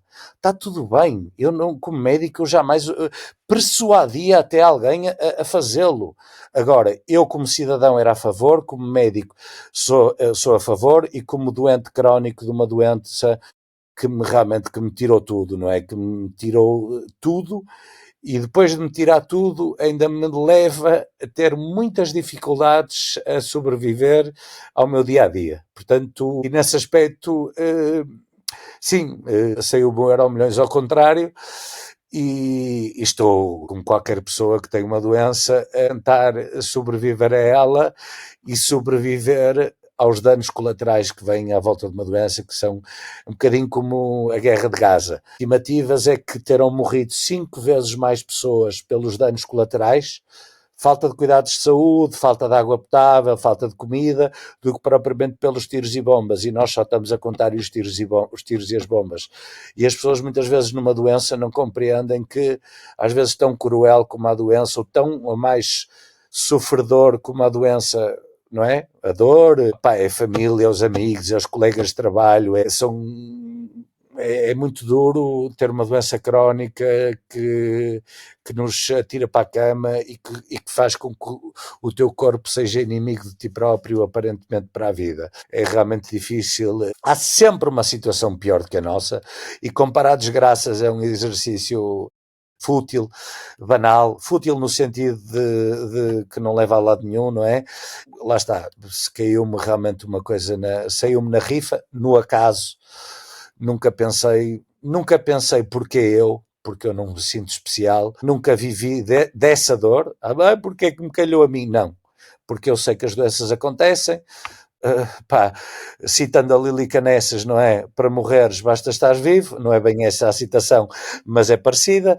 Portanto, todos nós temos a certeza que nos vai acontecer qualquer coisa, quando e como e qual é a única dúvida, e depois que tenhamos a capacidade de contornar o obstáculo, é o que eu desejo a mim e a todas as pessoas, que são muitas. Sabes que das coisas mais difíceis, uma das coisas muito duras e que eu não viro a cara, apesar de não ter tempo para responder, é que eu, ao abrir o coração pela minha doença, eu recebo dezenas de mensagens de pessoas desesperadas com casos semelhantes na dimensão do desespero. Pessoas que se identificam na minha manifestação de desespero e que de alguma forma encaixa na saúde mental, porque também é uma doença invisível e que as pessoas compreendem mal porque não se vê. Sabes que das frases que mais me dói, eu agora estou com uns quilinhos a mais, mas há um ano atrás estava em muito boa forma física e num sofrimento pior ou igual do que o que estou agora. E das frases que mais me dói é dizerem-me: estás com um super bom aspecto. Enquanto que há doenças onde as pessoas sofrem horrores por dizer, opa, estás mais gordo, estás mais vermelho, nota-se isto, estás mais... Pronto. O aspecto, não é, físico condiciona e as pessoas sentem-se mal. E a minha doença tem a crueldade de não se manifestar. E eu, muitas vezes, até tenho um sorriso fácil, portanto as pessoas olham para mim e acham que está tudo bem e isso dói. Muitas pessoas se revêem nas minhas palavras e partilham comigo. Eu acho que agradecia se não fizessem, mas Já chega a tua dor, não é? exatamente. Olha, se lhes faz bem, pelo menos elas muitas vezes agradecem-me a minha vocalização desta situação atípica. Eu não sou ativista desta causa, de eutanásia sou, mas da dor crónica e do sofrimento e das doenças, acho que não quero ser ativista. Lá está, é uma coisa que eu ouvi outro dia, uma pessoa muito interessante a dizer, não ser ativista em causa própria. E era uma pessoa que estudou muito sobre a Etiópia e que disse que não era ativista sobre a questão da Etiópia, que, como tu sabes, está em guerra no norte. E, mais uma vez, publicidade de viagens, vão à Etiópia. Há zonas que não podem ir, mas é dos países mais lindos, mais maravilhosos, mais baratos para se viajar. A viagem não é barata, mas mesmo assim a Addis Abeba é dos hubs mais movimentados em África, pois é um país lindo de morrer. Viagem à Etiópia. Eu acho que uma das questões difíceis tem a ver com a dor que é invisível, não é? E é difícil de medir, é diferente para tanta gente e acho que isso acaba por mexer também com a empatia dos outros quando olha para alguém que está a sofrer assim. Luís, indo direto ao assunto, é muito fácil ter amigos para beber copos, é muito fácil ter amigos para jogar a bola, eu joguei futebol a vida toda, é muito fácil ter amigos para jogar pádel e para outras coisas, não é? Agora, quando dói, é que tu vês quem são os teus verdadeiros amigos e nem é só quem são os verdadeiros amigos, é que tu conheces as pessoas e algumas tu percebes, olha, eu pelo menos tento não guardar rancor e uso muito o perdão como realmente a grande mensagem, o grande legado do maior influencer do planeta, que foi Jesus Cristo, e já disse que sou ateu e repito, mas foi o maior influencer do planeta até hoje e que a mensagem do perdão é importantíssima. Isto para dizer, não guardo rancor, quem me deixou ficar mal, mas apercebi-me realmente quem são as pessoas que valem a pena. Portanto, tive boas surpresas e outras menos boas neste percurso dos danos colaterais de gerir uma coisa muito, muito difícil de gerir, que é uma doença como estas. Vou-te fazer uma pergunta se calhar um pouco injusta, um bocado dura. Peço desculpa se não... Nada. É difícil uma pergunta para mim deixar-me desconfortável, porque o pior que pode acontecer é eu dizer não me apetece responder. Ok. Como é que esta condição nova que apareceu na tua vida alterou a tua existência, por assim dizer, o teu propósito de vida e se te desafia a encontrar uma nova forma, uma existência nova, uma transformação? Que há aqui uma metamorfose, é óbvia, não é? Eu deixei de pôr as mãos nos doentes, agora só consigo fazer coisas que sejam no teclado. O que é que eu estou a tentar fazer com isto? Um bocadinho de ativismo humanitário, eu gosto mais de chamar o sonho humanitário, não sei porque a palavra ativismo faz um bocadinho de confusão. Como não fui com cartazes para a meio da rua, nunca, mas gostaria de ter ido, e gostaria agora de poder ir e não posso. Sou ativista, mas gosto mais de dizer que estou atrás do meu sonho humanitário. Mas é difícil, porquê? Porque eu estou todos os dias a tocar na ferida que me dói mais, que é naquilo que eu queria fazer e não faço, naquilo que eu queria ser e não sou. Tendo em conta, eu tenho 44 anos, a minha doença já tem 4, o que eu construí até aos meus 40 anos, parece-me que é a forma onde eu encontro um propósito para a vida. E nós temos que ter um brinquedo intelectual, um propósito para a vida, e há um livro espetacular do psiquiatra que identifica como o sentido para a vida, a grande razão de existir. Ele foi preso num campo de concentração, era judeu, e foi um psiquiatra e desenvolve esta teoria que é logoterapia. Portanto, logo quer dizer sentido para a vida, terapia através do sentido para a vida, em busca de um sentido para a vida. Bom, realmente falhar o nome dele, lá está. Viktor Frankl. Viktor Frankl, obrigado. Este livro foi publicado em 47 e até hoje é atual, que é nós temos que ter um sentido para a vida, para sobrevivermos a esta coisa estranha que é entre nascer e morrer. E realmente eu, através do teclado, dá-me algum prazer conseguir fazer algumas coisas. Acho que para já não vou conseguir estar capaz de escrever com o coração, porque o meu coração desde setembro, outubro está mesmo muito, muito, muito escuro. Espero vir a melhorar dessa escuridão e encontrar um bocadinho mais de cores aqui no meu coração para que a minha escrita me saia com mais fluência e naturalidade, porque eu nunca me considerei um grande escritor, mas fui achando que tinha algum jeito para transmitir sentimentos. Readaptei-me. Objetivo número 1, sobreviver. Não é? Eu estou-me a rir, mas é mesmo. É chegar ao fim do dia e dizer, este já passou, este é o meu objetivo número 1 de vida. E depois ali pelo meio, tentar fazer qualquer coisa que eu sei pode mitigar um bocadinho os meus sintomas. Por exemplo, o exercício físico não cura, mas ajuda-me a mitigar um bocadinho os meus sintomas. O exercício físico é a melhor droga do mundo. É analgésico, é ansiolítico, é antidepressivo. Conselho, e acho que isto é uma opinião médica que ninguém discute, seja qual for. Portanto, pequenas coisas que melhoram um bocadinho a minha qualidade de vida e o amor, as pessoas. Portanto, eu estou sempre receptivo à minha família, aos meus amigos, porque percebi que se calhar o facto de ser tão obstinado na minha carreira, sempre tive grandes amigos e sempre tive pessoas na minha família também muito próximas, mas eu senti que se calhar descurei, é só normal, não é? Eu apostei tanto na minha carreira, por mais que as pessoas digam, mas é muito bonito e não sei o quê, mas pronto, é verdade. Eu apostei tanto na minha carreira que descurei alguns laços. E enquanto o meu cérebro funciona, que é poucas horas por dia e a 20%, eu tento que a minha experiência possa ser útil para inspirar outras pessoas a dar continuidade àquilo que são os meus ideais. Começaste por dizer como é que eu comecei. Muitas pessoas me inspiraram na sua obra de vida, livros, documentários, filmes, e eu só quero, não é motivational speaker, inspirational speaker, não, por favor, esses rótulos matam-me, até porque a humildade faz-me bem e a vaidade faz-me super mal, e eu já tive provas na vida disso. Agora, quero mesmo deixar para trás caminho que seja continuado. Há uma frase de Pepe Mujica que é muito bonita, não sei se conhece, o ex-presidente do Uruguai. Esse sim, talvez a única pessoa que eu considero mesmo uma inspiração, um guru espiritual. Caramba, eu dava tudo para lhe tocar. É aquele que eu gostava de beijar os pés.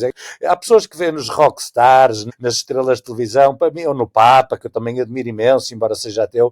Para mim era o Pepe Mujica, a pessoa a quem eu gostava de me ajoelhar perante os pés e dizer obrigado, só por lhe tocar. E ele diz uma frase muito engraçada quando decide não renovar o segundo mandato da presidência do Uruguai, quando era óbvio que ele conseguiria ganhar o segundo mandato, e como todos nós sabemos, é muito raro os políticos largarem o poder, e ele largou o poder e disse assim: eu acredito na democracia e acredito que eu só terei feito bem o meu trabalho se quem o vier a seguir o conseguir fazer ainda melhor. E essa frase é muito bonita e define um bocado aquilo que eu gostava de fazer. Estimulo muito também a arte de intervenção, tenho alguns projetos aqui, inclusive, sobre a Palestina, que eu estou a ver se tenho tempo e cabeça para desenvolver, no sentido de promovê-los. Agora, é duro, porque se calhar se eu começasse do zero e me dedicasse a uma coisa que não me obrigasse todos os dias a remoer no meu luto, naquilo que me faz tanta falta, que é ser médico e pensar no mundo. Poderia ter uma escolha talvez mais fácil, mas acho que é esta aquela que mais me apaixona e onde eu me sinto mais útil. Mas estás a fazer o teu caminho. Eu acho que na vida temos sempre transformações e vamos aprendendo com as coisas. O sofrimento é a maior aprendizagem. Nós dispensávamos e só é uma aprendizagem se sobrevivermos a ele. Mas o sofrimento é de longe a maior escola, a maior aprendizagem. Gustavo, o que é que tu achas que faz falta? Olha, acho que faz falta as pessoas identificarem-se como cidadãs do mundo, não é? Faz falta às pessoas, para além de portuguesas. Eu costumo dizer que eu inverto um bocadinho a pirâmide, não é? Eu sou portuense, e depois sou português, e depois sou europeu, e depois sou cidadão do mundo. Só que eu tento que as minhas prioridades sejam na ordem contrária que eu nomeei.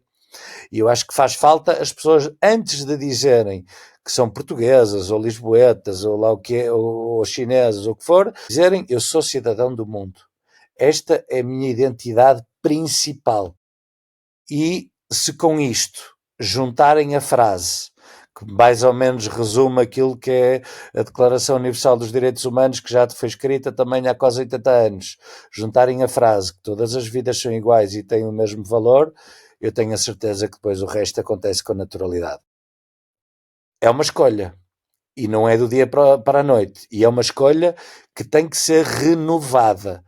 Todos os dias, todas as semanas, percebes? Tantas vezes que eu agora que já não saio do país, a minha última missão foi há 4 anos e meio, meados de 2019, já nem sei se faço bem contas, começo a perder-me de evidência. Percebes? Começo a perceber que realmente a coisa que aconteceu aqui do outro lado da rua é mais importante do que a guerra no Congo. Eu percebo isso. Eu critico coisas nas quais eu me envolvo no objeto criticado. Pronto, ao mesmo tempo, tento estimular-me a mim e aos outros que alarguem os seus horizontes e se têm um bom coração e acredita que ajudar as pessoas é das formas mais eficazes de sermos felizes.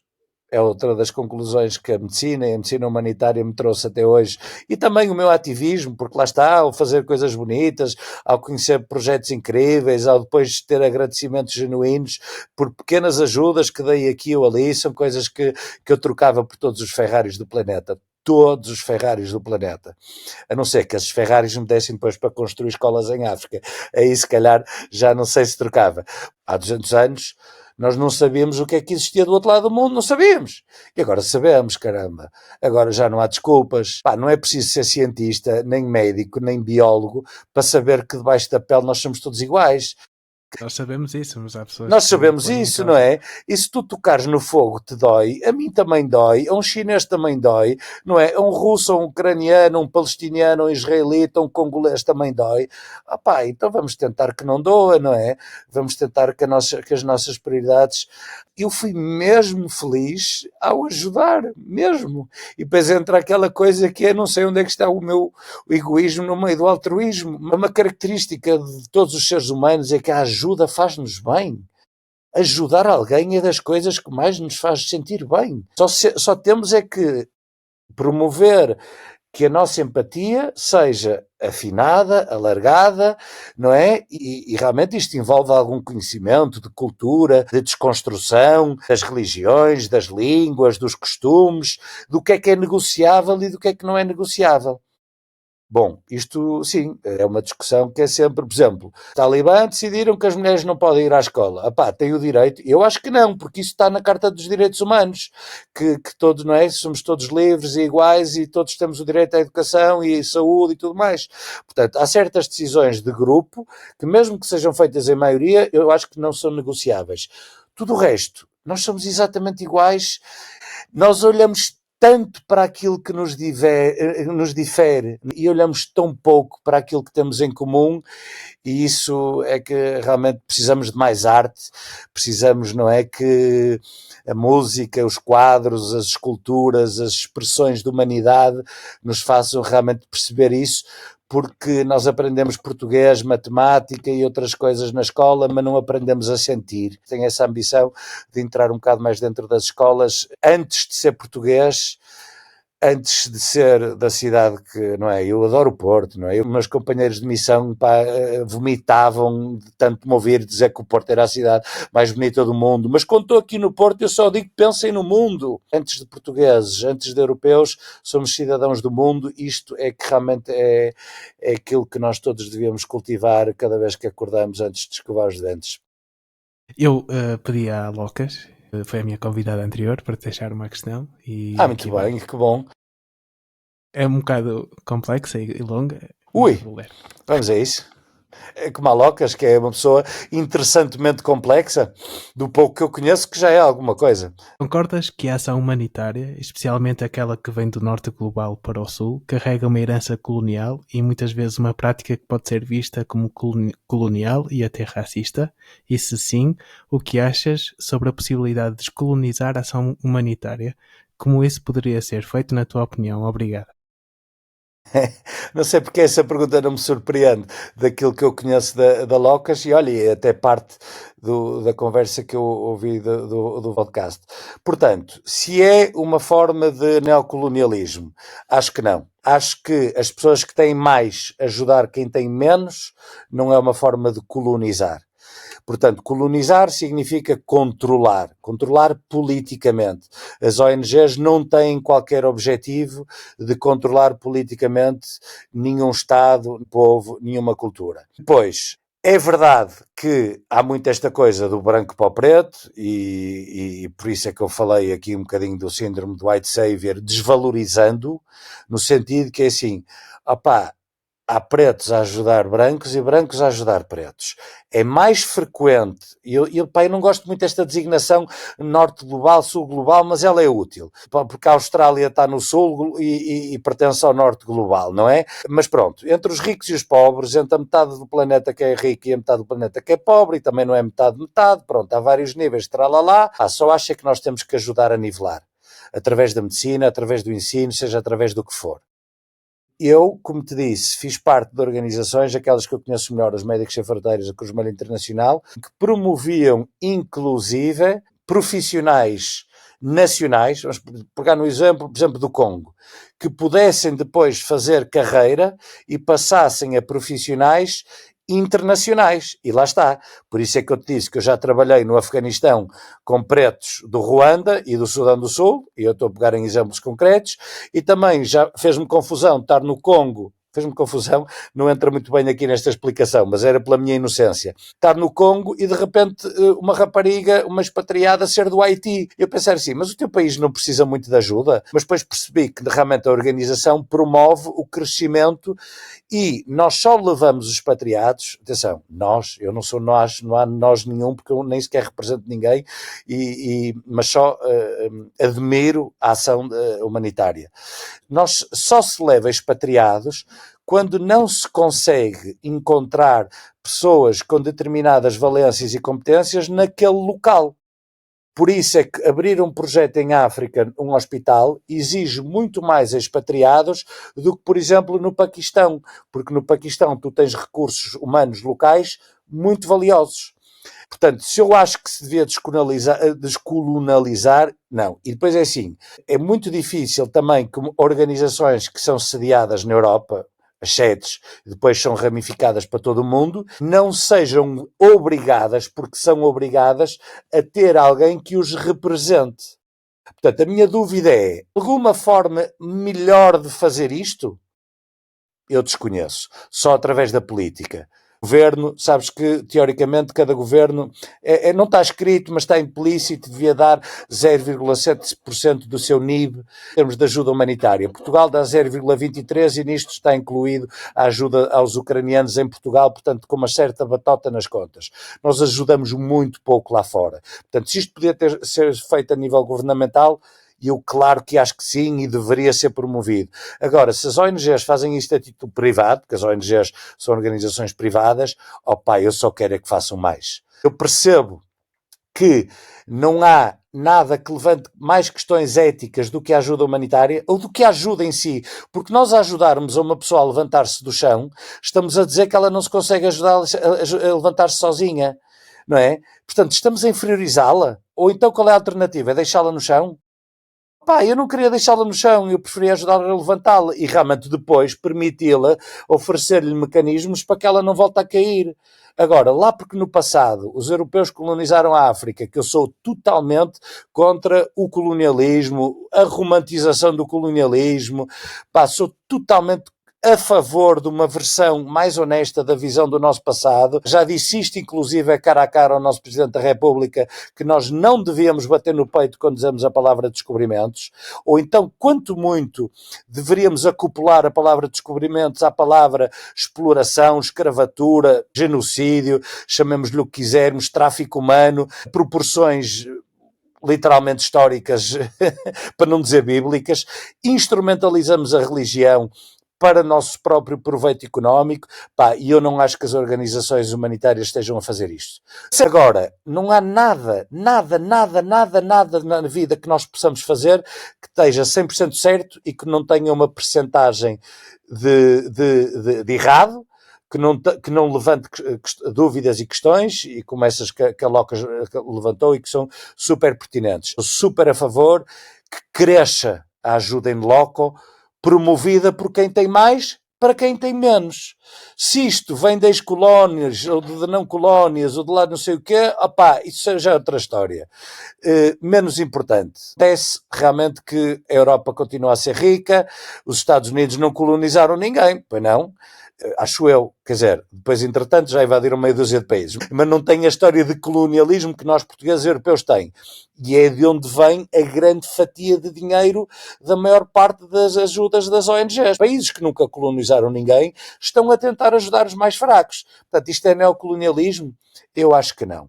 Algumas pessoas podem estar lá dentro a fazê-lo, talvez, mas no todo, fazer isto, que tem sempre questões éticas e que são difíceis de responder, ou não fazer nada, eu acho que é fazer isto. E fazer mais disto. Eu não sei se concordo contigo acerca dos Estados Unidos não ser um projeto colonial, mas... Não é que me interpretem mal. No sentido de não tem o passado que nós tivermos de criamos países da África que criamos autênticas colónias, não é? Claro que os Estados Unidos, meu Deus, não é? A quantidade de influência, de bases que eles têm por todo o mundo é também uma forma de colonização, certo? Estamos de acordo. Portanto, a minha opinião é que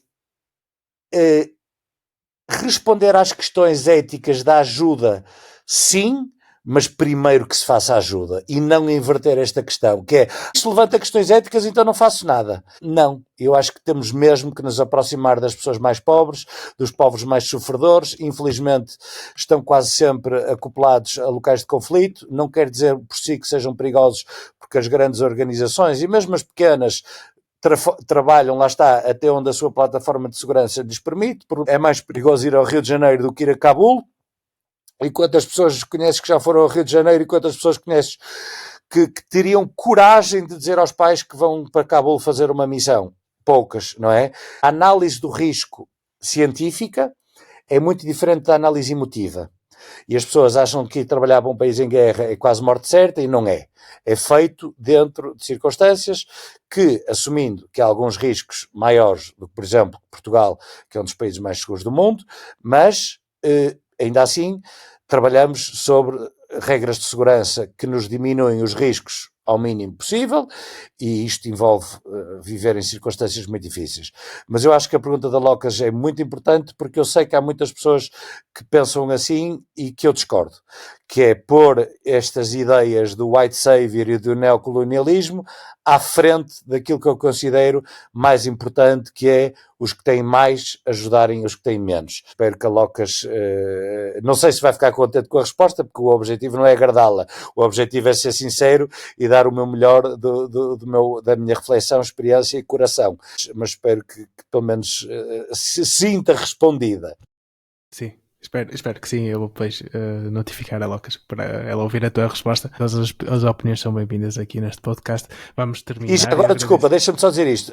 E há discussões a nível das grandes organizações dentro sobre estas temáticas enormíssimas, percebes? Enormíssimas. O facto de, determinadas posições-chave depois só são ocupadas por europeus, mas depois vêm determinados africanos e realmente já não veem a coisa com o mesmo romantismo de ajudar e só olham para o trabalho mesmo como uma forma de ganhar dinheiro.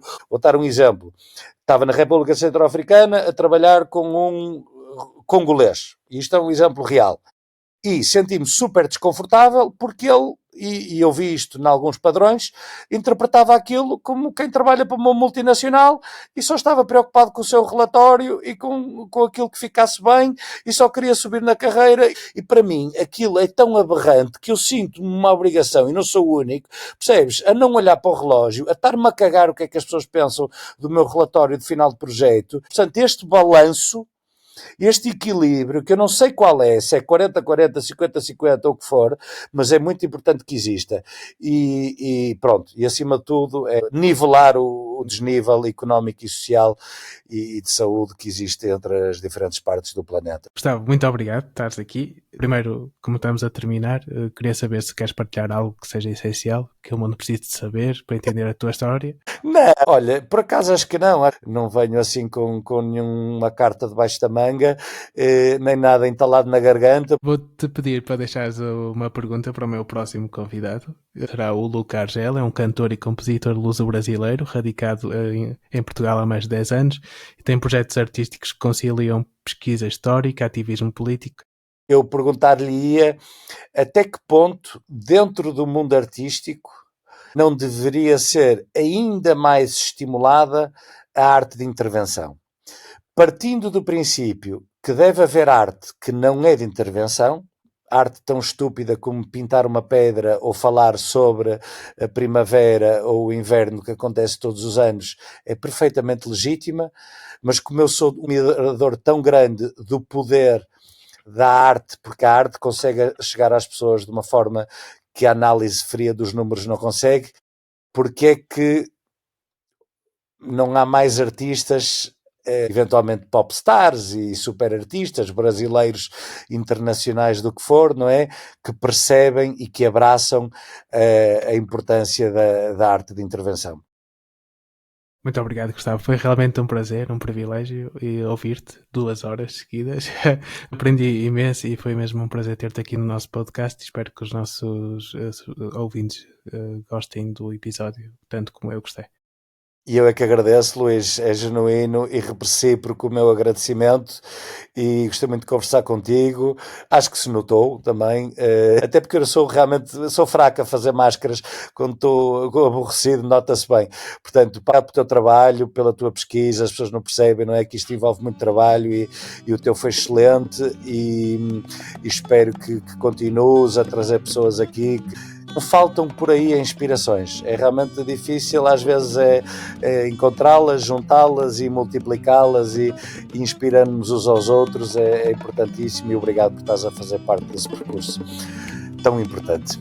Obrigado a todos por estarem desse lado mais uma vez. Sigam-nos nas redes sociais para acompanharem todas as novidades e conteúdos exclusivos. Estamos no TikTok, Instagram e Substack. Se quiseres apoiar o projeto, podes doar no Buy Me a Coffee ou subscrever no Substack, uma plataforma onde partilho conteúdos exclusivos. Conto convosco para espalharmos esta mensagem e transformarmos o mundo. Muito obrigado. O que faz falta é avisar a malta, o que faz falta. O que faz falta é avisar a malta, o que faz falta.